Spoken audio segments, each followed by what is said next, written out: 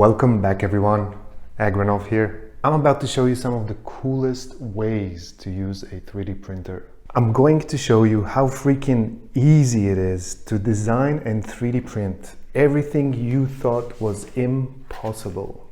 I absolutely love riding mountain bikes, and over the years I've noticed how some parts like the mudguards or the fenders break more often than usual.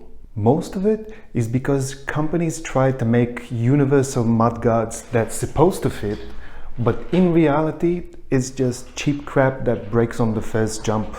So today we're building the craziest, sexiest, slickest mudguard that will fit all mountain bikes out there.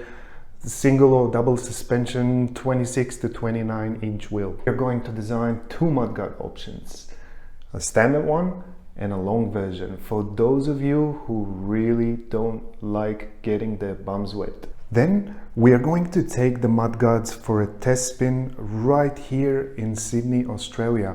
We'll do a few jumps and try and find some puddles to ride over. Honestly, I'm so excited to share this with you guys, so let's get in the zone. Single and double suspension mountain bikes have one thing in common. The rear wheel sits in a heavy-duty U-shaped fork, and we will use this as a base for our heavy-duty universal design. You will also notice that the angle of the U-shaped fork is different relative to the ground depending on the bike's brand name. For this reason, you can decide if you want the standard size version or the longer version, which goes further along the back wheel. To connect the mudguard to the frame, we're not using any fancy metal claps or anything complicated like that. Instead, we're going to design some grip holes for the genius yet simple and durable solution called zip ties. And before we move on to the design process, I'm going to take some important measurements that I'll use as reference points to guide my design and sketching process. I'm designing the mudguards in a software called Fusion 360. Now, let me emphasize something important here. I'm not by any standard a Fusion 360 expert. It's a free software. I downloaded it and watched a couple of YouTube tutorials, and I was able to create this incredible piece just by using the basic tools. You should definitely try it. Everything you design, you must take into account your 3D printer's limitations. I know many printers have limitations like print bed size or print angles or the materials they can print with, clearances, which is really important. That's why this design will be suitable for most of the printers out there, because I tried to take all these limitations into account. I'm building this design from the bottom upwards. I'm sketching and extruding the shapes I need. The zip tie size is 4.6 millimeters, so I'll make 3 by 5 millimeter grip holes for them. I'll connect them together and create a little window for the spray to escape from. Now I'll sketch the rest of the mudguard based on the measurements I took earlier. Let's use a tool called Loft to connect these profiles together, and voila, we have something. Let's send it over to the 3D printer and see what it says. We can see straight away this design needs to be cut in 2 or 3 parts in order to fit within the build plate boundaries. I also noticed that the printer doesn't like those smooth round corners, so I'll change them a bit. Our printer height limitation is about 210 millimeters, so let's perform a cut at about 200 millimeters and start building a reliable joint between them. My idea for the joint is to create a sliding mechanism where the bottom part is the female and the top part male. I've created a couple of sketches and I'll use the Loft tool again to connect between them. That's the male part. Same for the bottom piece. And we have a joint. Make sure you are keeping at least 0.5 millimeters clearance between the parts. Let's add some fillets to the bottom part to make it look nicer. Let's add another cut and build the joint using the same principles we used earlier.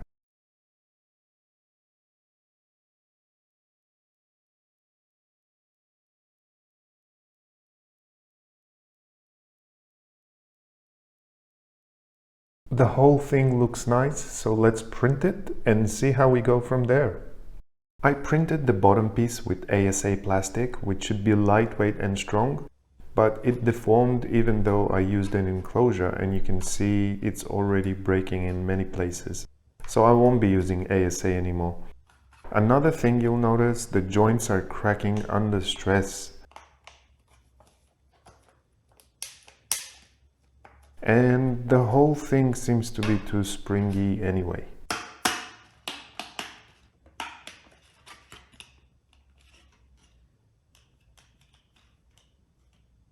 Also, I fitted it to a 26-inch wheel and a 27.5 and it was fine. Didn't fit to the 29-inch wheel though. So I'm back to the drawing board to fix all those issues.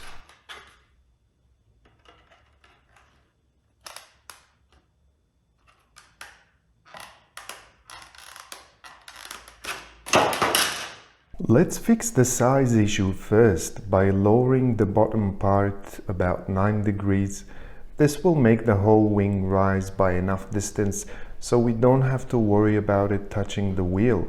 In this version, I also made everything thicker by a couple of mils to reduce the spring and make the joints stronger. One important thing I noticed is that the glue wouldn't be the optimal solution here for the joints. So I had to think of a solution that will bind the whole thing and will be simple enough to use. You guessed it, zip ties. I created zip tie guides through the whole joint and just in case added a couple on the sides. This will add the extra strength we need to bind it all together. This concludes our efforts for the standard size mudguard. Now let's move on and create the long version. I'm not going to use the same joint on the top because we need a strong but lighter mechanism for that one. So I had a bit of a brainstorm on this and decided to go with zip ties again, but much smaller ones, 2mm zip ties. What I came up with was this. We have 3 zip ties connecting the 2 pieces and 3 cylindrical shapes guiding the connection. Genius. I printed these 2 versions with PETG plastic. For the standard size it takes 17 4.6mm zip ties, and for the large size there's extra 3 2mm zip ties. I gave them away to some people I know who ride their bikes really hard. They wanted some custom drawings and their initials, so I've done that as well.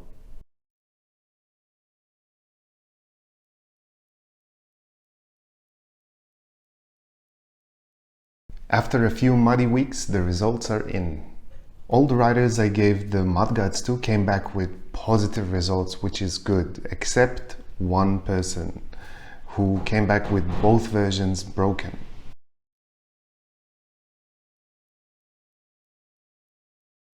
I had a chat to him to understand under what circumstances did it happen. After hearing the story and looking at the broken pieces, I realized that although the parts are really strong, at high enough stress, there's a resonance phenomena occurring at the top of the mudguard. This creates a situation where in very hardcore off-roading, the back wheel wiggles up and down and transferring all its energy into the mudguard, which creates an uncontrollable wiggle that gets worse the more it happens, and the top of the mudguard gets caught in the wheel and snaps. All this extra energy is coming from the electric motor because it's a powerful e-bike. Nevertheless, nothing's gonna stop us from building the ultimate mudguard, so let's get back to the drawing board for a quick fix. On the standard version, I'm going to focus on the top piece. What we want here is to eliminate the majority of the flexibility, so let's add a rib with the available rib tool on Fusion. And if we look at the section cut, we can see clearly the effect on the design. We added it under the mudguard so it doesn't change the aesthetics of the design. On the large version, we'll do 2 things. Add the same reinforcement rib we used before and reduce the weight from the top piece. You can see I put this piece on a diet and it lost about 40% of its weight, so I'm expecting a big difference on the jiggle wiggle. Let's put these final versions to print, but before, let me quickly explain how to successfully print them. For the bottom piece, I used 4 perimeters, 100% infill for max strength, and 0.2 millimeters layer height. Put at least a 15 millimeter brim so your print stays attached to the bed, and only use supports where needed to save time. What you see here is my ideal preference for supports and everything else.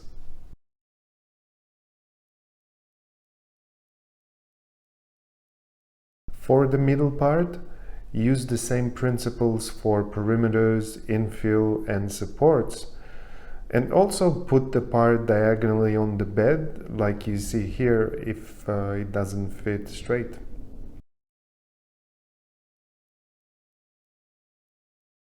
For the top part, we simply face it upside down, and with this orientation we are going to get a strong part. I used both 0.4 millimeter nozzle size and 0.6 millimeter nozzle size, and they both came out relatively fine. With the 0.4 millimeter nozzle size, it takes about 30 hours to print it, and with the 0.6 millimeter nozzle size, it takes about 30% less. You can print it under 24 hours.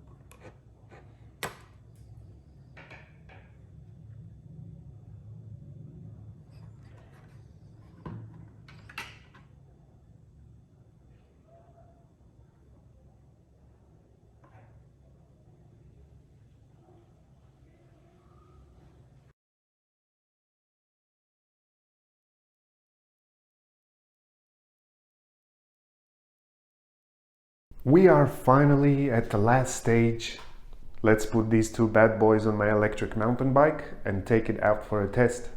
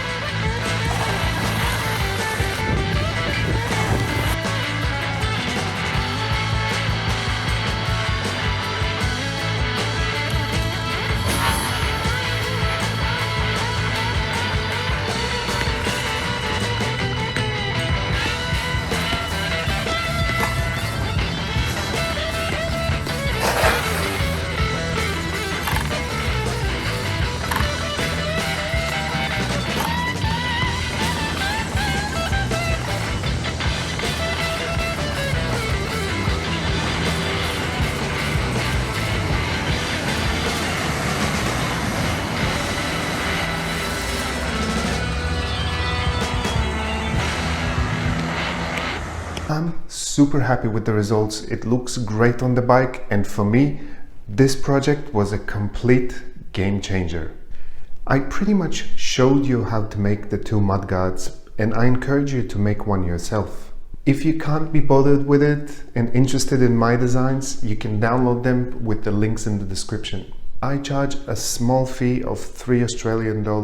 Since my channel is not monetized, it will help support my work. Thank you very much for watching.